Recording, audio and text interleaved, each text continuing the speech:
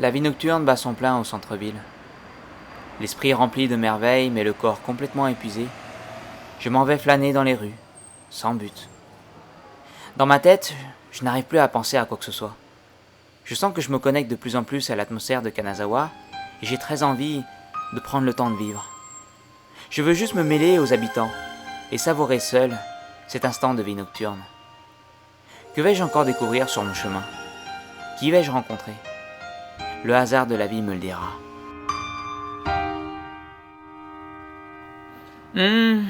Troisième jour au Japon. Le temps s'annonce somptueux aujourd'hui. Et pendant que les Japonais s'apprêtent tous à aller au travail en voiture, je profite de ma chance pour aller explorer la belle préfecture d'Ishikawa. Sur cette carte, je vais emprunter le chemin tracé ici en bleu, qui me mènera au nord pour une nouvelle destination, la fameuse ville de Wajima. Pour commencer, je vais prendre le bus à la station Kanazawa, qui va me donner un aperçu de la côte face à la mer du Japon. Je passerai par les longs tunnels de montagne jusqu'à atteindre Wajima, situé au bord de la mer. Pour être honnête avec vous, je ne connais rien de la ville de Wajima. Je sais juste qu'elle est très célèbre pour ses lacs, et c'est aussi la ville où est né le mondialement célèbre créateur de la série Goldorak. Assez parlé, partons désormais à l'aventure.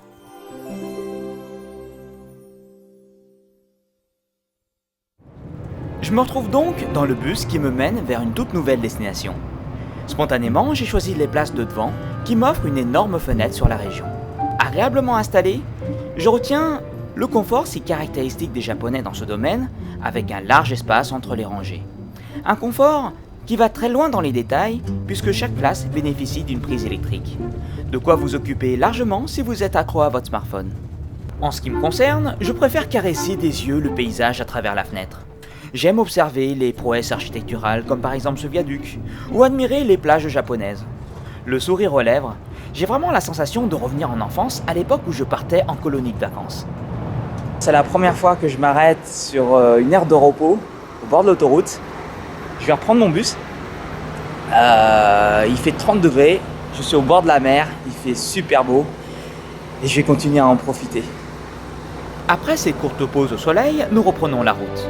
Au Japon, les véhicules roulent tous à gauche. J'ai remarqué qu'une fois sortis des zones urbaines, les panneaux ne sont pas tous écrits en anglais en plus du japonais, ce qui pourrait déconcerter un voyageur étranger désirant conduire à la campagne. Loin d'être perturbé par ces mini-difficultés, ce qui me donne le sourire, c'est la courtoisie des Japonais et leur légendaire ponctualité. Vous êtes là? Je suis parti à 8h50 de la station Kanazawa pour arriver à exactement 11h06 à la station Wajima. Alors, je suis assez impressionné par la ponctualité du chauffeur. J'étais en train de regarder le timetable. Alors, je suis parti de 8h50 et entre 8h50 et 11h06, il y a plusieurs stations. Alors, le premier arrêt, il est à 8h56, deuxième arrêt 8h59, troisième arrêt 9h12, etc., etc. Alors je me suis amusé à regarder si le chauffeur allait être en retard ou pas, ou même en avance. Eh bien, croyez-le ou non, ça fait 7 stations que j'ai traversées et le chauffeur est arrivé et reparti à la minute près. Vous me croyez pas? Faisons un test. À 10h29, on décolle de la 8e station de bus. À ma montre, il est actuellement 10h28 et 32 secondes, au moment où cette charmante demoiselle aux shorts ultra courts est en train de payer son ticket. 10h29, le bus est parti parfaitement à l'heure pour la 8e fois. Bref, je pense que j'arrive bientôt à Wajima. Je vérifie sur le timetable l'horaire exact. En levant les yeux, il n'y a plus de doute. Je vais pouvoir poser mes pieds pour la première fois à Wajima.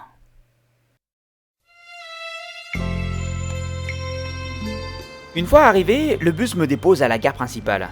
Guidé par ma curiosité, je rentre à l'intérieur et je découvre ce qui semble être le souvenir d'une ancienne voie de chemin de fer, accompagnée de son quai de l'époque. Jusque-là, tout paraît normal, à part le panneau de l'ancienne station de Wajima qui pointe vers la Sibérie. Je me sens déjà un peu perdu. Heureusement, je suis sur le point de rencontrer l'experte locale qui sera là pour me guider sur les richesses de Wajima. Madame Wawa a étudié le tourisme et a vécu à Kanazawa. Après son mariage, elle a déménagé à Wajima où elle dit avoir trouvé un endroit magnifique avec une culture ancestrale typique et bien conservée. Ce qui l'a donc poussée à promouvoir le tourisme auprès des étrangers durant 5 ans. Sans aucun doute, elle est la mieux placée pour me parler de l'histoire de cette ville, à commencer par son architecture qui attire déjà mon regard. This is very quiet here. Yeah, Very here is quiet. very quiet, and we try to make the view as like a same, so you can see the building and the house. They look like similar. Do you know we have a big earthquake 7 years ago in Noto? In Noto. And while that time a lot of buildings they broken, so after that we try to build again, and the government asked the people to do the same view. Ah, to respect the same architecture. Yes. I like those house. I like those kind of house. Very traditional. No? Very traditional. You can see the roof, they all use the black roof. That's the old architecture technique for Hokuriku, for Noto, also for the Hokuriku. Because we snowing a lot in the winter, so they want to make the snow come down and melt. Yes. So that's why they use black color. And there is the restaurant, Italian restaurant. Ah. We are going to visit today. They was very famous in Hiroshima. Madame Wawa m'emmène déjeuner chez un restaurateur qui a étudié la cuisine en Italie. Après un immense succès à Hiroshima, il a ouvert un nouveau restaurant à Wajima. C'est un mélange inédit de deux cultures différentes qui consiste à manger italien à la façon japonaise, avec des couverts en lac très caractéristiques de la ville de Wajima. Je suis actuellement dans un restaurant italien en compagnie de Madame Wawa. Je suis très content qu'elle m'ait invité. Alors, je suis dans un restaurant qui s'appelle Aiuto. Aiuto, ok. Et j'étais un peu surpris parce que pourquoi elle m'a invité dans un restaurant italien alors que je suis au Japon? La raison est très simple, c'est que le propriétaire du restaurant est un japonais, il est passionné de cuisine italienne et je vous avoue que je passe un très bon moment. C'est de la très très bonne gastronomie italienne. Je suis assez surpris, je mange avec des hashi, c'est-à-dire des baguettes japonaises et je peux utiliser la fourchette, mais pas du tout le couteau puisque je mange dans une assiette qui est en lac. Can you use hashi? Yes, yes, of course. Of course. Ah. Itadakimasu. Bien rassasié, je me lance désormais dans un art dont le Japon est extrêmement fier, sa laque artisanale célèbre dans le monde entier. Initialement produits à Wajima, les bols de laque sont élégants et accordent une grande importance à la durabilité, ce qui en fait des objets que vous conserverez toute votre vie. And another one is the chopsticks. We have also the technique we call chinking. And today you are going to try this one. Ah, ok. But you are going to use is a needle to use a very small needle to carve. Okay. So it's a very complicated work. Okay, let's try it. Ok, let's try. À Wajima, il y a un célèbre atelier de laque dans lequel les visiteurs ont l'occasion de faire leurs propres baguettes. Les Japonais, aimant les souvenirs durables, le fait de pouvoir les faire eux-mêmes représente pour eux quelque chose de très enrichissant. Nous allons maintenant apprendre comment fabriquer nos propres baguettes. Une fois dans la peau d'un artisan en charge de la décoration sur baguette, vous allez pouvoir apprendre dans cet atelier soit la technique makié, qui consiste à saupoudrer d'or la surface du modèle, ou alors la technique shinkin que Madame Wawa a décidé pour moi, et qui consiste à incruster de l'or dans les rainures faites par la sculpture. Quand je vois ces jeunes femmes rigoler en me regardant, je devine aisément que le néophyte que j'incarne va éprouver pas mal de difficultés dans cet art exigeant beaucoup de précision. Loin d'être impressionné, je commence l'atelier en choisissant ma paire de baguettes parmi la large variété proposée. Ensuite, l'animatrice me propose d'effectuer un entraînement à la gravure sur une plaque à plat, avant de pouvoir le faire sur une plus petite surface comme les baguettes. Comme vous pouvez le constater, chaque mouvement de la sculpture demande une concentration attentive, car aucune erreur n'est permise. Contrairement à de la peinture classique que l'on pourrait voir sur des assiettes ou des boîtes en bois, la technique Shinkin demande des compétences très élaborées pour dessiner sur des courbes telles que les bols par exemple. Une fois avoir mis en place les rainures, vous pouvez faire ressortir les gravures avec un crayon de papier. Vous aurez donc un aperçu de votre futur dessin une fois que la poudre d'or sera incrustée. Je suis en train de faire un dessin du mont Fuji. J'ai voulu représenter le Shinkansen devant le Fujisan. Et puis, ce qu'on voit à droite, c'est pas une voiture, hein. C'est un sushi.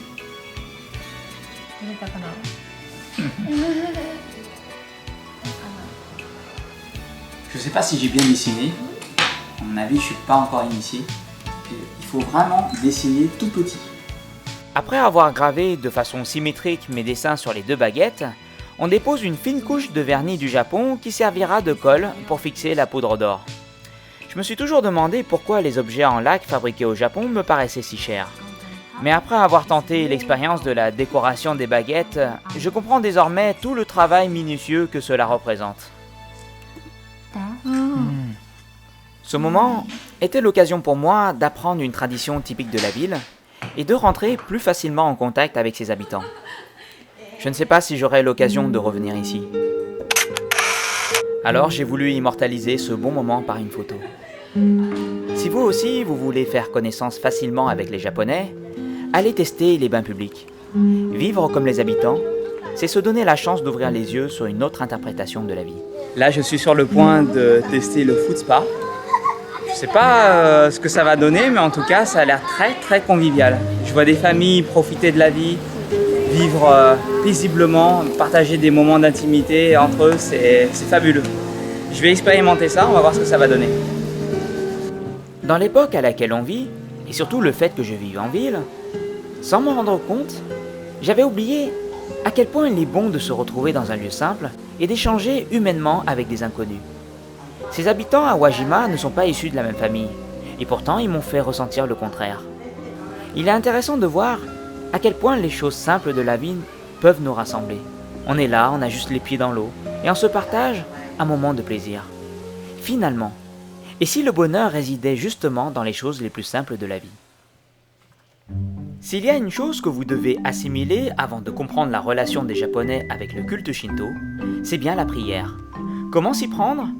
Madame Wawa va nous expliquer en détail cette apaisante pratique.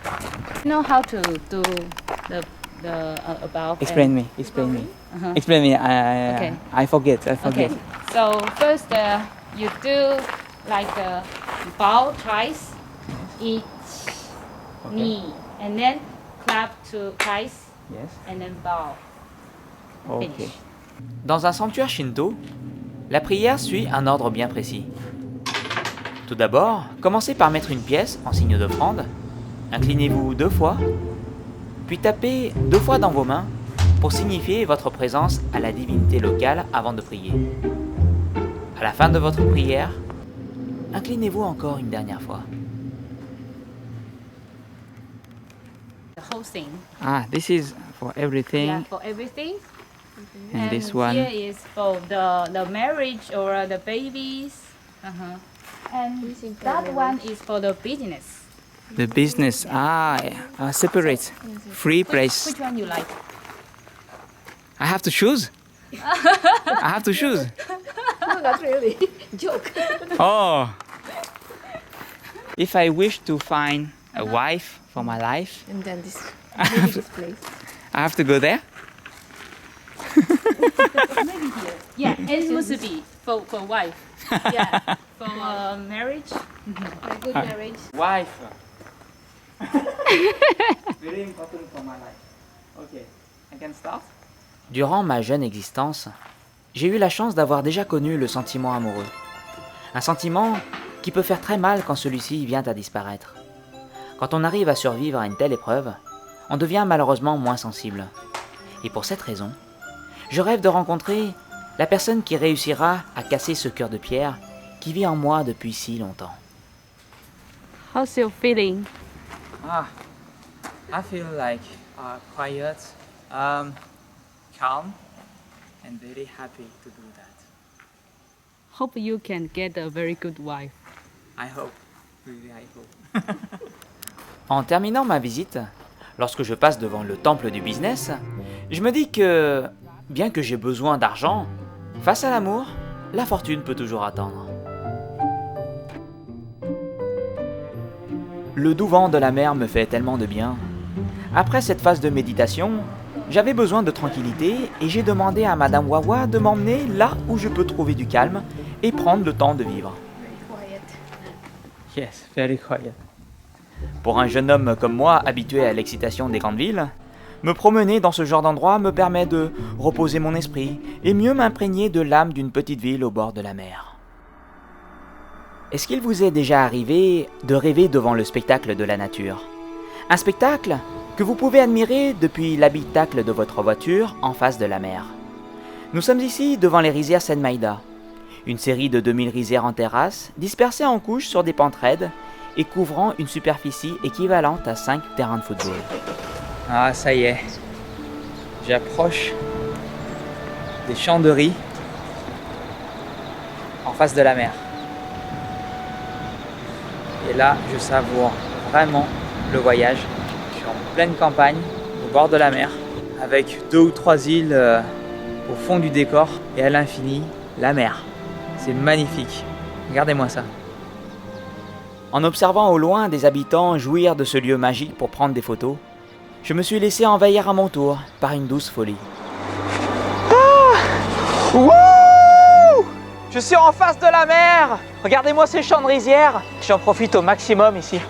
Allez, on en profite ensemble! Youhou!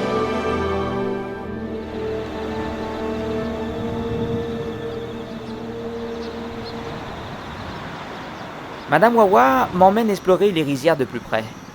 J'en avais déjà vu des rizières de plaine, mais jamais face à la mer. Les rizières asséchées m'indiquent que le travail agricole cesse à l'approche de l'hiver. L'arrosage débute au mois d'avril et le riz est planté au début du mois de mai. Le nom de chaque propriétaire de rizière est inscrit sur un bâton de bois et durant l'hiver, ceux-ci laissent aux bénévoles le soin d'organiser le Festival des Lumières. C'est une fête qui consiste à éclairer tous les soirs l'ensemble des rizières avec plus de 20 000 petites lumières LED qui changent constamment de couleur. La sonnerie que vous entendez indique l'heure à la population. Il est désormais 18h et je conclus cette belle journée devant un coucher de soleil envoûtant.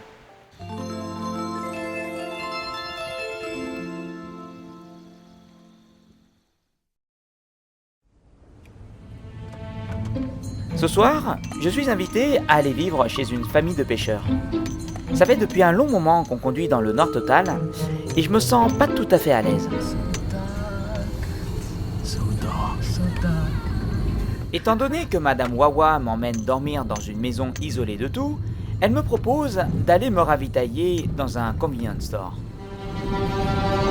Alors, vous savez, ça me manque d'avoir des convenience stores ouverts 24 heures sur 24. Des fois, vous savez, à 4 heures du matin, j'ai envie d'acheter une glace, j'ai envie de manger, j'ai envie de prendre un onigiri à 1 euro par exemple. Et là, au Japon, c'est possible. Je peux prendre ce que je veux. Du saké, des piles. 24 heures sur 24, même à 4 heures du matin, je peux acheter ce que je veux. Regardez. Il y a des machines pour retirer l'argent. Vous pouvez même acheter des magazines. Mais attention, achetez pas des trucs de cochonnerie. Je connais, vous. Je n'ai pas trop envie de m'encombrer, je vais juste prendre une boisson que j'adore, les canettes de café au lait japonais. 11 minutes après, on approche de la destination isolée. But we need to go down. Ok. Plus on approche du but, et plus je me sens excité de vivre une nouvelle aventure.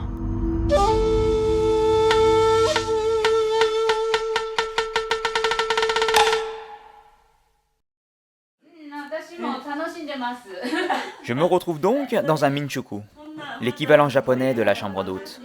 C'est certainement l'une des meilleures façons d'approfondir votre découverte de la vie quotidienne au Japon. Regardez-moi ça. Je vais me régaler, regardez. Je vis dans une famille de pêcheurs et ils sont en train de me donner du poisson frais, du sashimi. Regardez-moi ça. Oh. Je suis trop content. Regardez-moi ça. Nous sommes ici chez la famille Shimo. On dit que leurs ancêtres seraient arrivés par la mer, en perdant des batailles et débarqués à ce lieu par des barques. C'est une légende qui se trouve un peu partout au Japon, née suite à la série de batailles entre les Minamoto et les Taira, lors de la guerre de Genpei au XIIe siècle.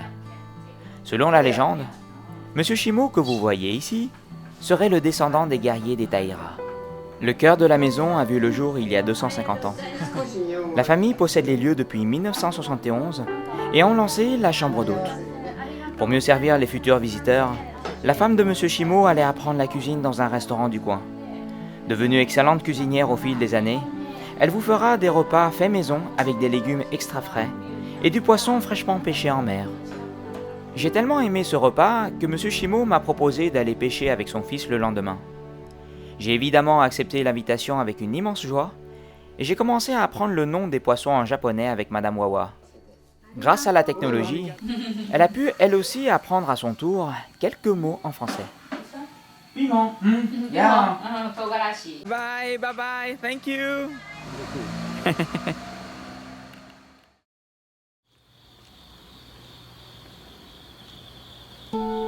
Aujourd'hui, je vous ai parlé de bonheur, de valeurs familiales et même d'amour en évoquant la femme de ma vie. Et pour visiter cette belle maison, j'ai justement envie de vous mettre dans la peau d'un père de famille de pêcheurs qui rentre à la maison après une bonne journée de travail. Dans les maisons traditionnelles japonaises, la porte d'entrée est généralement coulissante. Et si l'espace le permet, les futons peuvent être stockés comme ici pour les aérer. Au Japon, on enlève ses chaussures dans l'entrée. Cette pratique ne se limite pas qu'aux maisons ou appartements, mais aussi dans les écoles ou les sanctuaires. Vous pouvez déposer vos chaussures au sol, ou alors les ranger dans les getabako. En franchissant l'entrée, je ressens une inexplicable sensation de bien-être. La structure en bois de cette maison lui confère une ambiance si chaleureuse qui provoque en moi une surexcitation intense. Je m'apprête à pénétrer une pièce à l'éclairage si envoûtant. Quand mes yeux se posent sur ce magnifique salon avec cette immense théière en fonte suspendue, ou ces rideaux si minutieusement tissés, j'ai vraiment la sensation d'être dans un décor de cinéma. Tout à coup, je me sens ninja. Trahi par ceux que je pensais être mes amis, je suis venu ici pour venger la disparition de ma femme et récupérer une de ses peintures sacrées. Me faufilant discrètement comme un chat à travers les pièces de cette bâtisse, je retrouve enfin l'œuvre que m'a laissée ma femme et j'essaie désormais de comprendre le message caché qu'elle m'a laissé. David Lin, je ne suis pas ta femme, mais la déesse Canon. Il est temps que tu ailles te reposer pour aller pêcher ton propre poisson.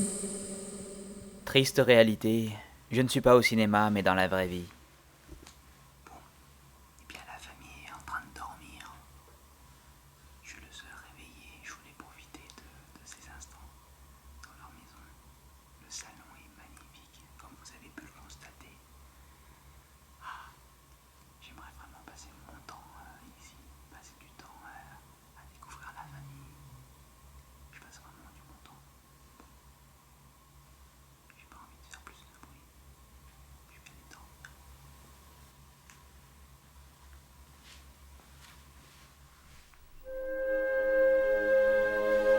Au moment où je vais dormir, je découvre ma chambre constituée de 8 tatamis.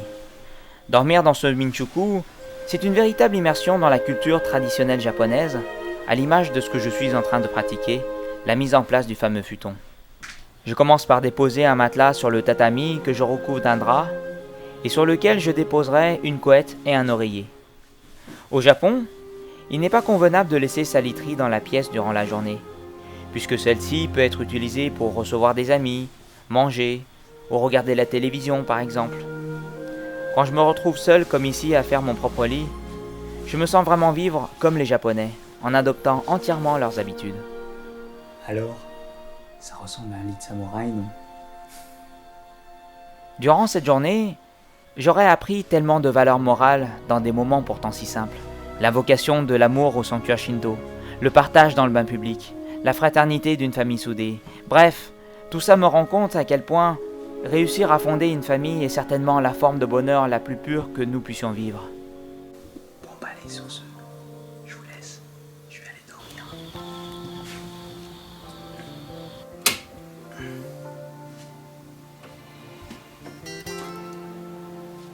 Je n'arrive pas à réaliser ce que je vais vivre. Dans 2 heures, je pars en mer pour aller pêcher. Mais une question me taraude. Si je ferme les yeux maintenant, est-ce que je vais réussir à me réveiller ?